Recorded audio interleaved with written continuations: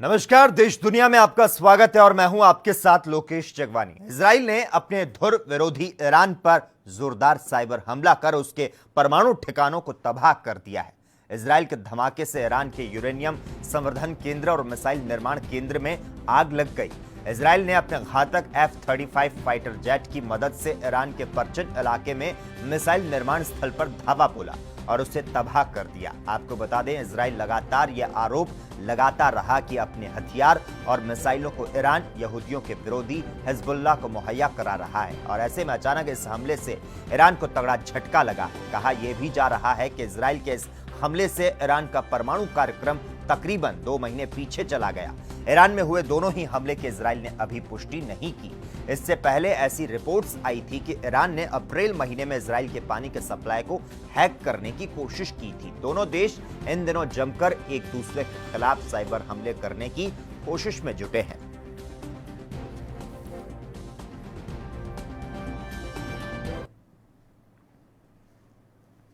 नेपाल में सत्ताधारी Nepal communist party के अहम स्थायी समिति की बैठक टल गई और इसमें नेपाली पीएम केपी शर्मा ओली के भाग्य का फैसला होना था। पीएम ओली के मीडिया सलाहकार सूर्य थापा ने कहा कि बैठक सोमवार तक के लिए टल गई क्योंकि नेपाल कम्युनिस्ट पार्टी के नेताओं को और अधिक समय चाहिए। दरअसल भारत का विरोध करना नेपाल के प्रधानमंत्री केपी शर्मा ओली को भारी पड़ता दिखाई दे रहा है। नेपाली पीएम के हाथ से उनकी कुर्सी जा सकती है। सत्तारूढ़ नेपाल कम्युनिस्ट पार्टी की स्थायी समिति की 40 में से 33 नेता ओली के इस्तीफे की मांग कर रहे हैं। स्थानीय मीडिया की अगर माने तो नेपाल पीएम ओली नाराज नेताओं में से कुछ को मनाने के लिए उनके घर तक जा रहे हैं। हालांकि मुख्य विरोधी पुष्प कमल दहल प्रचंड से उन्होंने अपने घर 3 घंटे मुलाकात की।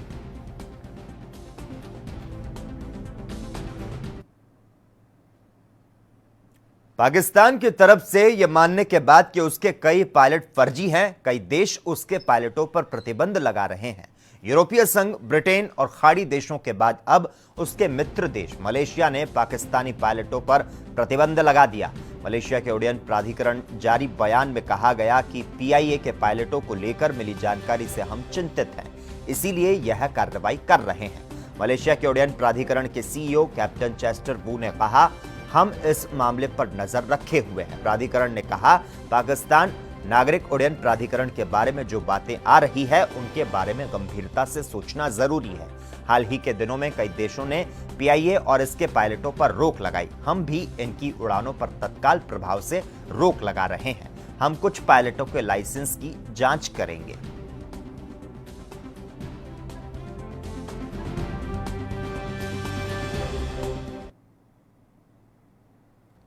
भारत चीन के बीच में तनातनी जारी है। आपको बता दें, बीते दिनों गलवान घाटी में हिंसक झड़प के बाद भारत ने आर्थिक मोर्चे पर चीन को घेरना शुरू कर दिया और यही वजह है कि भारत सरकार ने कई बड़े फैसले लिए हैं। अब भारत की ओर से चीन को एक और झटका दिया गया है। दरअसल तकनीकी खामियों की वजह से उत्तर प्रदेश में मेट्रो रेल कॉरपोरेशन ने कानपुर आगरा मेट्रो के लिए चीनी कंपनी के टेंडर आवेदन को खारिज कर दिया।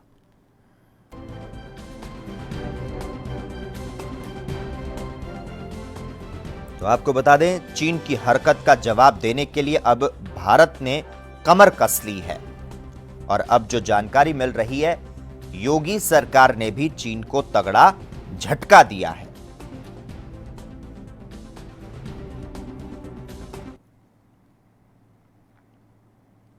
चीन की हरकतों का जवाब देने के लिए भारत सरकार ने कमर कस ली है और धड़ाधड़ ऐसे फैसले लिए जा रहे हैं जिसका असर चीन पर पड़ रहा है। पीएम मोदी ने पूरी तरह से ठान लिया कि देश को आत्मनिर्भर बनाकर दम लेंगे। हाल ही में भारत सरकार ने चीन की 50 से ज्यादा ऐप को बैन किया और अब पीएम मोदी ने इस बात की घोषणा कर दी कि भारत में युवाओं को ऐप बनाने में मदद और चुनौतियां दी जाएंगी। प्रधानमंत्री मोदी ने शनिवार को ट्वीट करते हुए कहा कि वह आत्मनिर्भर Bharat app innovation challenge launch करने जा रहे हैं। पीएम ने लिखा कि आज मेड इन इंडिया ऐप्स बनाने के लिए तकनीक और स्टार्टअप समुदाय के बीच अपार उत्साह है। भारत सरकार इनोवेशन चैलेंज शुरू कर रही है। पीएम मोदी ने कहा कि अगर आपके पास कोई ऐसा प्रोजेक्ट है या फिर आपको लगता है कुछ अच्छा करने का दृष्टिकोण और क्षमता है तो टेक कम्युनिटी के साथ जुड़ जाइए।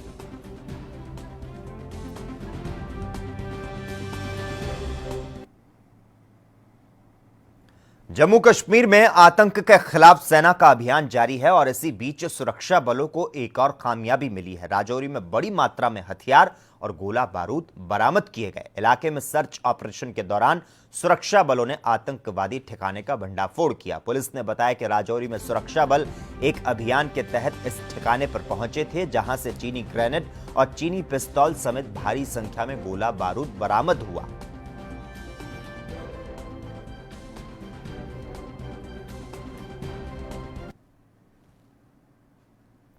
मुंबई में मानसून ने अपना असर दिखाना शुरू कर दिया है। राजधानी मुंबई समेत राज्य के कई इलाकों में सुबह से तेज बारिश हुई, तो वहीं मरीन ड्राइव में हाई टाइड के कारण समुद्र में ऊंची ऊंची लहरें उठनी शुरू हो गई। आपको बता दें, मुंबई में शुक्रवार से शुरू हुई तेज बारिश को देखते हुए मौसम विभाग ने तेज बारिश होने और हाई टाइड का अलर्ट जारी किया था। बीएमसी ने लोगों से अपील करते हुए कहा था कि समुद्र में पानी की ऊंची लहरें उठ सकती है, जिसे देखते हुए लोग समुद्र के करीब ना जाएं।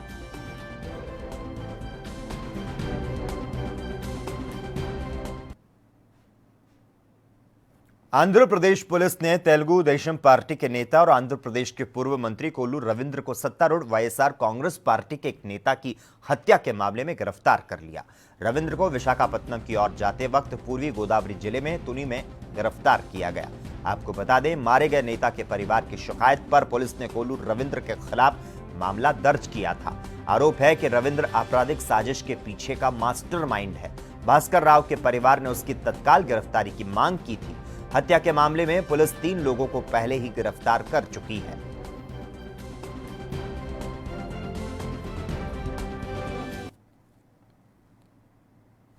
आंध्र प्रदेश में कोरोना का कहर बढ़ता जा रहा है। पिछले 24 घंटे में यहां पर 765 नए मामलों के साथ 12 लोगों की मौत हो गई। अब यहां पर कुल संक्रमितों का आंकड़ा 17,699 तक पहुंच चुका है, जिसमें से 9,473 एक्टिव केस हैं, तो वहीं 8,008 मरीज ठीक हो चुके हैं। राज्य स्वास्थ्य विभाग की ओर से जारी किए गए आंकड़ों के मुताबिक अब राज्य में मरने वालों की संख्या 218 हो गई है। आपको बता दें, राज्य में एक महीने के अंदर 14,000 मामले बढ़ चुके हैं। तो वहीं इस कड़ी में राज्य सरकार ने कहा कि राज्य में स्थिति प्रबंधनीय स्तर पर है। तो आंध्र प्रदेश में कोरोना का जो कहर है वह लगातार बढ़ता हुआ नजर आ रहा है। पिछले 24 घंटे में यहां पर 765 नए मामलों के साथ 12 लोगों की मौत हो गई।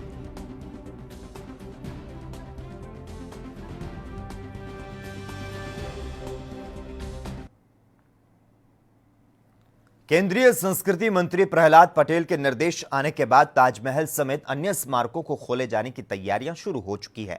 भारतीय पुरातत्व सर्वेक्षण ने सभी स्मारकों के गेट पर सैनिटाइजेशन और थर्मल स्क्रीनिंग की व्यवस्था कर ली है। आगरा में 6 जुलाई से ताजमहल फिर से पर्यटकों के लिए खुलने जा रहा है, जिसको लेकर ताजमहल से जुड़े हुए लोगों में खुशी की लहर है। ताजमहल से जुड़े हुए लोगों ने ताज के खुलने के फैसले का स्वागत किया है। दुकान भी खुले।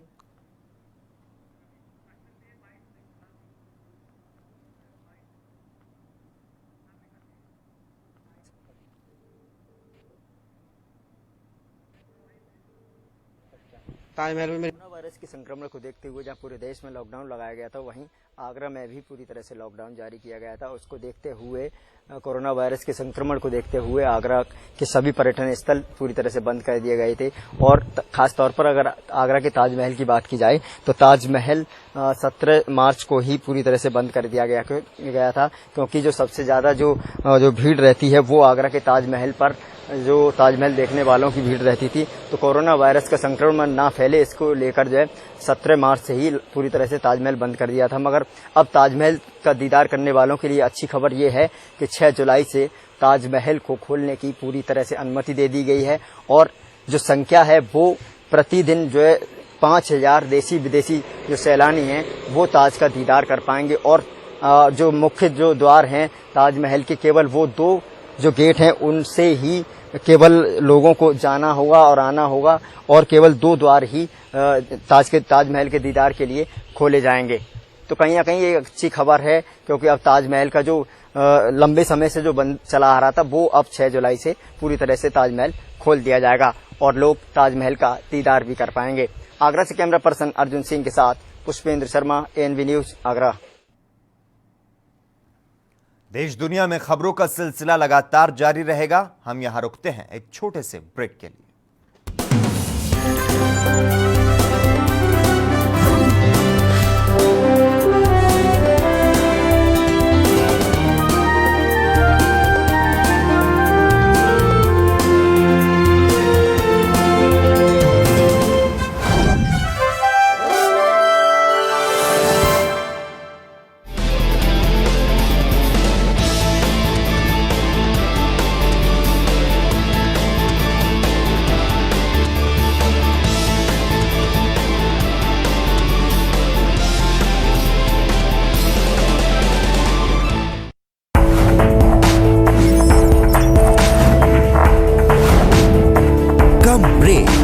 और ज्यादा खबरों के साथ देखिए ANP news in channel number पर।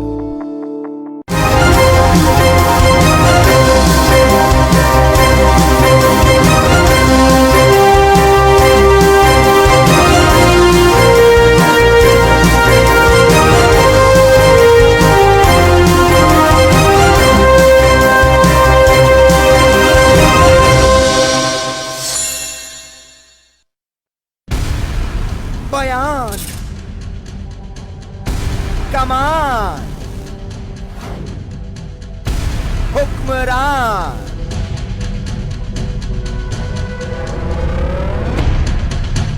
दौड़ते राजमार्ग, पगडंडियां, मौन, अवाम के दुख दर्द पर बोले कौन? सियासत के पतीले में उबलते अधिकार, जनता पर दीवान हर कोई है सरकार, फिर भी कहते हैं जनता का, जनता के द्वारा, जनता के लिए यह है लोकतंत्र। लोकतंत्र रात 8 बजे सिर्फ ANP न्यूज पर।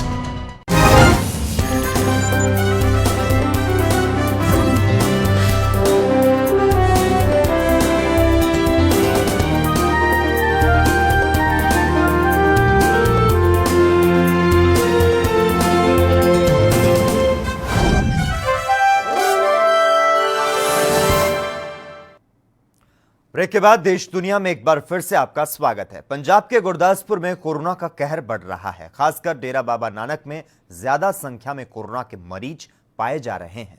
ज्यादातर लोग संक्रमित मरीजों के संपर्क में आए, जिसकी वजह से कोरोना की चपेट में आ गए। कोरोना के बढ़ते प्रकोप को देखते हुए डीसी के आदेशानुसार शहर को सील कर दिया गया। डीएसपी सुरेंद्र पाल ने बताया कि लोगों को पहले भी आगाह किया गया था कि भले ही लॉकडाउन खुल गया है लेकिन बीमारी खत्म नहीं हुई, लेकिन लोगों ने लापरवाही बरती, जिसके चलते कोरोना का संक्रमण बढ़ा और अब इसी वजह से पूरा शहर सील कर दिया गया है।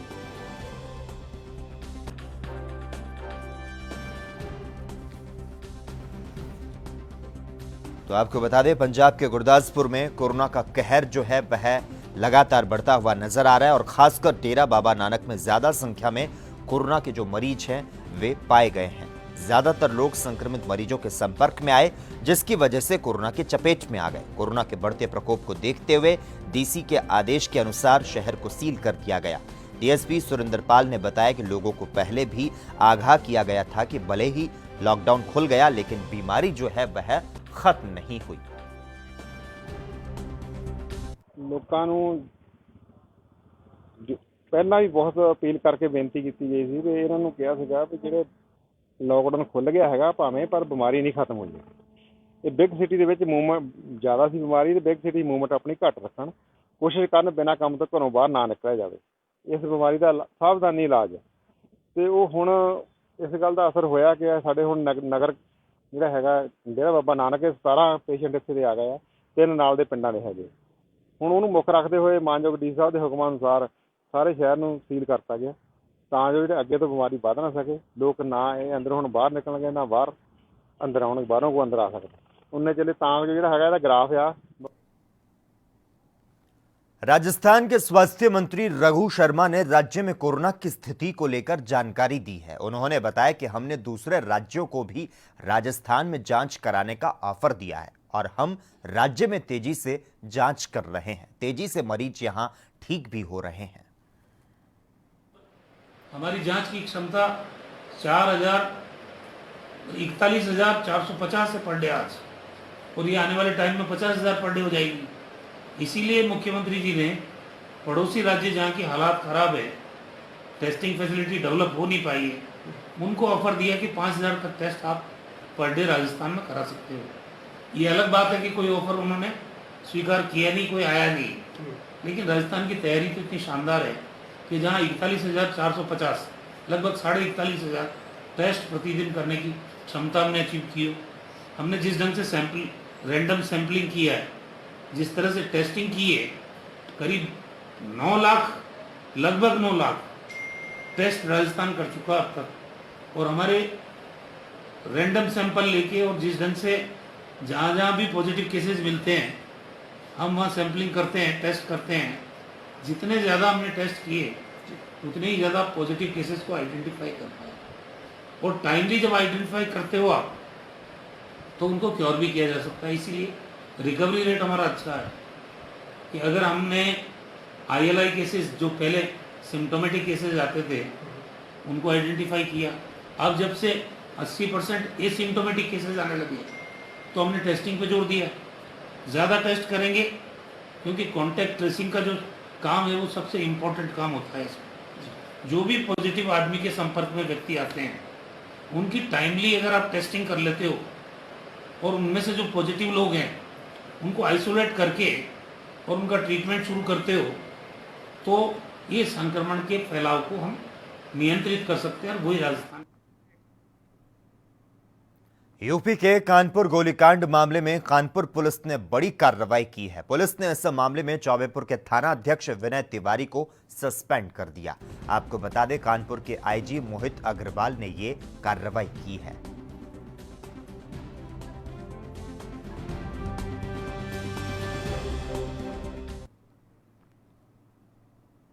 उत्तर प्रदेश में कानपुर के चौबेपुर क्षेत्र में बदमाशों के साथ हुई मुठभेड़ में शहीद हुए औरैया के जाबाज सिपाही राहुल का हजारों नम आंखों के बीच आज पैतृक गांव रूरू कला में राजकीय सम्मान के साथ अंतिम संस्कार किया गया। मुखाग्नि शहीद के छोटे भाई ने दी। शनिवार की सुबह तिरंगे में लिपटा शव जब अंतिम संस्कार के लिए चला तो परिजनों में कोहराम मच गया और प्रत्येक गांववासी की आंखें नम हो गई। कृषि राज्य मंत्री लाखन राजपूत, DM अभिषेक सिंह और पुलिस अधीक्षक सुनीति सिंह ने पुष्प चक्र समर्पित कर शहीद को सलाम किया और इस दौरान कई अन्य दलों के राजनेता भी मौजूद रहे। राजकीय सम्मान के साथ में आपको बता दें, शहीद का अंतिम संस्कार जो है वह किया गया। उत्तर प्रदेश के कानपुर के चौबेपुर क्षेत्र में बदमाशों के साथ हुई मुठभेड़ में शहीद हुए औरैया के जाबाज सिपाही राहुल का हजारों नम आंखों के बीच आज पैतृक गांव रूरू कला में राजकीय सम्मान के साथ अंतिम संस्कार किया गया। हम मौजूद हैं जनपद औरैया के रूरू कला नामक गांव में, जहां पर कानपुर में विकास दुबे से पुलिस की मुठभेड़ में रूरू कला गांव का एक जवान शहीद हुआ था। तो आज उसके पैतृक गांव में जिला प्रशासन के द्वारा पूरे राजकीय सम्मान के साथ उसके शव का अंतिम संस्कार किया जा रहा है। यहाँ पर कृषि राज्य मंत्री लाखन सिंह राजपूत समेत जिले के जिलाधिकारी अभिषेक सिंह और पुलिस कप्तान सुनीति सिंह समेत जिले के आला अधिकारियों ने पुष्प चक्र चढ़ा करके जो जवान है उसको श्रद्धांजलि अर्पित की है। हरियाणा के सोनीपत की बड़ौदा विधानसभा सीट पर होने वाले उपचुनाव को लेकर मुख्यमंत्री मनोहर लाल ने आज बड़ा बयान दिया। मुख्यमंत्री ने कहा कि उनके गठबंधन की सरकार है और गठबंधन में ही बेहतर तरीके से चुनाव लड़ा जाएगा। बड़ौदा विधानसभा उपचुनाव को लेकर दौरे की बात करने पर उन्होंने कहा कि वे पूरे हरियाणा में आना जाना करते हैं और बड़ौदा भी हरियाणा में है, वहां भी जाना होता है।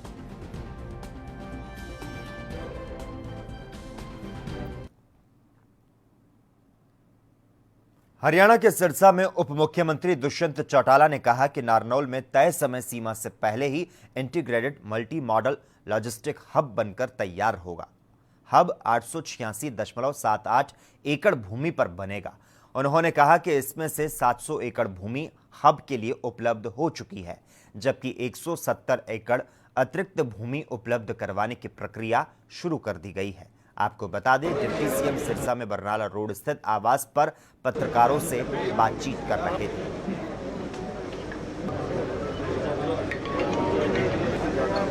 सबसे पहले तो कल एक बैठक हुई थी जो इंटीग्रेटेड लॉजिस्टिक हब, जिसके अंदर सेंट्रल रेलवेज और हरियाणा सरकार मिलकर नारनौल के अंदर करेगी। उसके अंदर लगभग 700 एकड़ जमीन सरकार के पास आ चुकी है। 170 एकड़ जमीन आज लीगल प्रॉब्लम्स में है, जिसको अगले 1 महीने के अंदर हम निपटाएंगे। कल बैठक के अंदर यह निर्णय लिया गया कि जो लगभग 11-12 किलोमीटर से पानी की पाइपलाइन उस प्रोजेक्ट के लिए आनी है, उस पर इरिगेशन अपना काम करे। 21 किलोमीटर लंबी बिजली की जो लाइन आनी है, उसके लिए डिपॉजिट वर्क DHBBN को कल अप्रूव कर दिया गया है। और एक लॉजिस्टिक हब से NH 148B तक जो 7 किलोमीटर का 6 लेन रास्ता बन रहा है और निज़ामपुर रोड तक 4 किलोमीटर का 4 लेन रास्ता बन रहा है। PWD उस काम को शुरू करे और उसके अंदर HSIDC द्वारा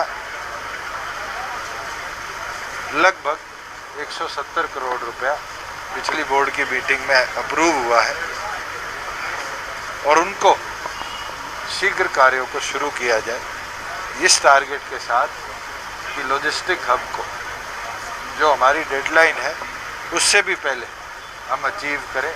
और रेलवे का भी जो शेयर है, रेलवे ने वो भी रिलीज़ कर दिया। तो मैं उम्मीद रखता हूँ आगामी महीनों के अंदर जो रेलवे लाइन का एक्सपेंशन होना है उसका कार्य भी। वहीं तरनतारन के विरम गांव में खेत में मोटर का लोड चेक करने गए अधिकारियों को किसानों ने बंदी बना लिया। मामले ने इतना तूल पकड़ लिया कि वरिष्ठ अधिकारियों को मौके पर पहुंचकर मामले को शांत कराना पड़ा। तो साथ ही किसानों ने मीडिया से बात करते हुए अपनी कहानी बयां की। संघर्ष कमेटी के लोगों ने कहा कि वह केवल VDS की स्कीम के चलते 1200 रुपए के हिसाब से अदायगी करेंगे। सरकार ने जो 4900 वाली लोड की अदायगी मांगी, उसे किसान नहीं दे पाएंगे। साथ ही किसानों के गुस्से का कारण 2 लाख का कर्ज माफी भी रहा, जो किसानों के मुताबिक अभी तक उन्हें नहीं मिला।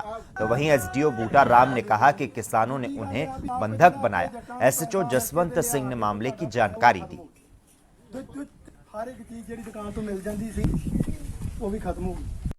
ਪਿੰਡ ਵੀਰਮਾਂ ਦੇ ਵਿੱਚ ਜੋ ਕਿ ਚੈਕਿੰਗ ਦਾ ਕੰਮ ਚੱਲ ਰਿਹਾ ਸੀ, ਉਹ ਬਿਲਕੁਲ ਗਲਤ ਢੰਗ ਨਾਲ ਚੱਲ ਰਿਹਾ ਸੀ, ਕਿਉਂਕਿ ਸਾਡੀ ਸਰਕਾਰ ਤੋਂ ਮੰਗ ਆ ਕਿ 1200 ਰੁਪਈਆ VDI ਸਕੀਮ ਤੇ 440 ਵੋਲਟ ਲੈ ਆਓ ਤੇ ਸਾਡੇ ਜਿਹੜੇ ਮੋਟਰਾਂ ਚੈੱਕ ਕਰੀ ਜਾਓ ਤੇ ਮੌਕੇ ਤੇ ਜੁਰਮਾਨਾ ਪਾਈ ਜਾਓ ਤਾਂ ਅਸੀਂ ਭਰਨ ਤਿਆਰ ਆ।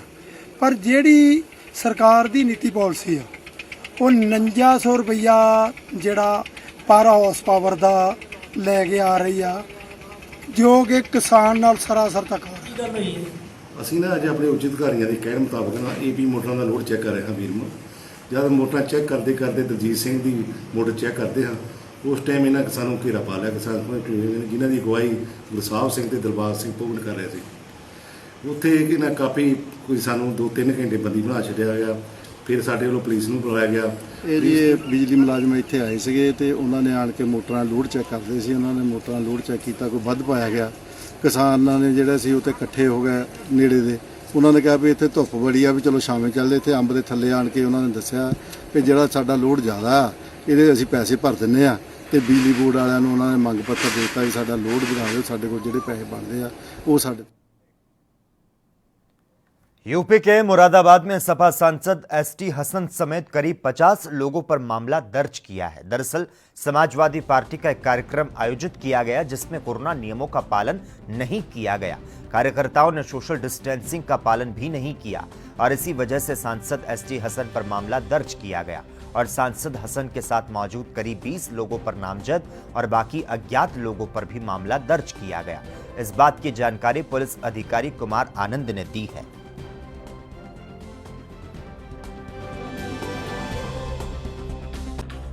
सांसद एसटी हसन व अन्य पदाधिकारी एवं पार्टी कार्यकर्ताओं द्वारा कोविड महामारी के दृष्टिगत जो दिशा निर्देश है उनका उल्लंघन करते हुए सोशल डिस्टेंसिंग के नियमों का पालन न करते हुए 1 जुलाई को एक प्रोग्राम का आयोजन किया गया, जिस संबंध में थाना सिविल लाइन में अभियोग पंजीकृत किया गया है, जिसमें 19 लोग नामजद हैं और 25 से 30 अज्ञात व्यक्तियों के विरुद्ध अभियोग पंजीकृत किया गया है। इसमें विधिक यूपी की बाराबंकी पुलिस ने आज एक ऐसे गिरोह का पर्दाफाश कर दिया जो जिले से वाहन चोरी करके अन्य जनपदों में उसकी बिक्री कर देते थे। पुलिस की अगर माने तो पकड़े गए आरोपी शातिर अपराधी हैं और कई जनपदों में यह वाहन चोरी की घटनाओं को अंजाम दे चुके हैं। पुलिस ने इनके कब्जे से 10 मोटरसाइकिल, 8 मोबाइल फोन, 1 लैपटॉप और कुछ जेवरात बरामद कर इन्हें सलाखों के पीछे भेज दिया। पुलिस अब इनके आपराधिक इतिहास के बारे में पता लगाने में जुट चुकी है और इसके लिए अन्य जनपदों की पुलिस से भी संपर्क साधा गया है।